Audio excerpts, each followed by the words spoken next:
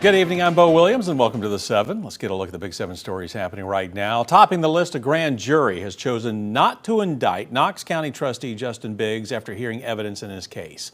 Blount County District Attorney Ryan Desmond said the grand jury heard the evidence and returned a no bill, which means he was not indicted. This after an investigation looked into the trustee's office for the use of taxpayer funds on expensive hotels and improper use of county vehicles. And while Biggs has not been indicted, his former operations director, Jason Dobbins, was on 2 counts of official misconduct. Dobbins is accused of illegally receiving a benefit between July and March. Now, he was fired in April for policy violations. An investigation began after a tip was called in to the county's fraud hotline last November.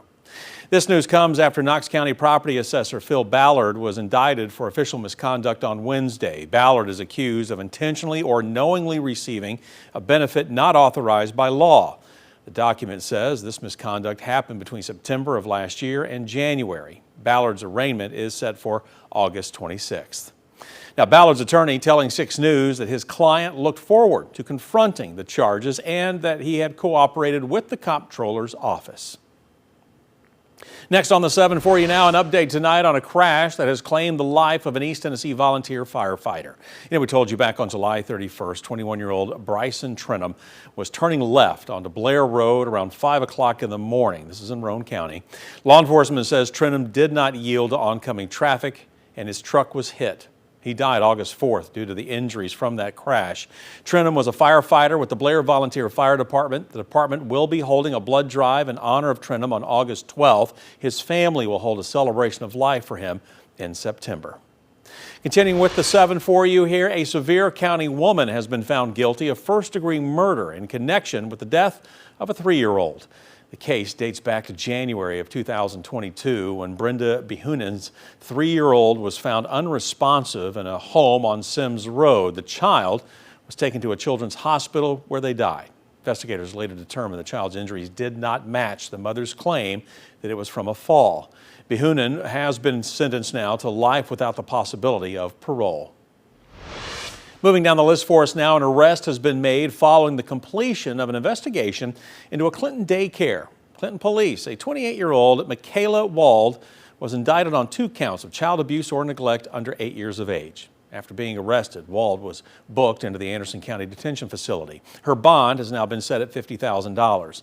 Clinton police note that the Department of Children's Services investigation is still ongoing. Police say they will not comment further. Now, we have been following the investigations into Kitty Corner all summer. Clinton police began looking into the business after learning about a child being injured at the daycare. Our next story for you here on the 7. After heavy rainfall earlier this month took out a section of 441 or Newfound Gap Road, the Great Smoky Mountain National Park says the road will not be open until early October. The stretch of road located in the Smoky Mountains National Park is a major connector to and from North Carolina. Now, a park tells us this happened after a stream that runs under the highway swelled during a storm, washing out a 125-foot stretch of the southbound lane. Right now, they are currently working on contracting out the repair, but the Sevierville County mayor tells us this could also have an impact on tourism. Has and is going to continue to impact the cities and the county as well as the Cherokees. Because this is our anchor for our tourism in this area, and we have about 21 million visitors, and about 14 million of them come through this park. Matter of fact, according to the park, more than 5,000 people travel that road daily, and while they are exploring the option of possibly opening one lane, they say it could be difficult due to the terrain. All right, staying on the road now for our next Big 7 story tonight. We have information on lane closures on I-275 this weekend. This Sunday from 7 p.m. until 6 a.m. Monday, there will be intermittent lane closures on the bridge over Elm Street and Bernard Avenue.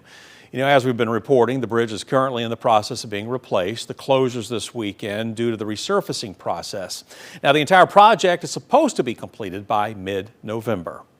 And for our final Big 7 story tonight, America's manufacturing workforce is getting older, and industry leaders say there aren't enough young people ready to step in.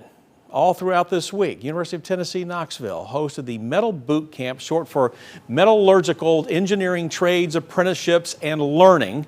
Funding from the Defense Department is bringing students and early career professionals into the lab where experts teach an introduction to skills in casting, forging, and metal science.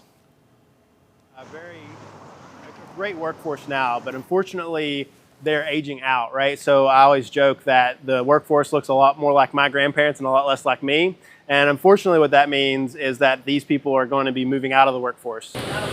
If you'd like to learn how you can get involved and learn a new skill, you can visit our website at wate.com.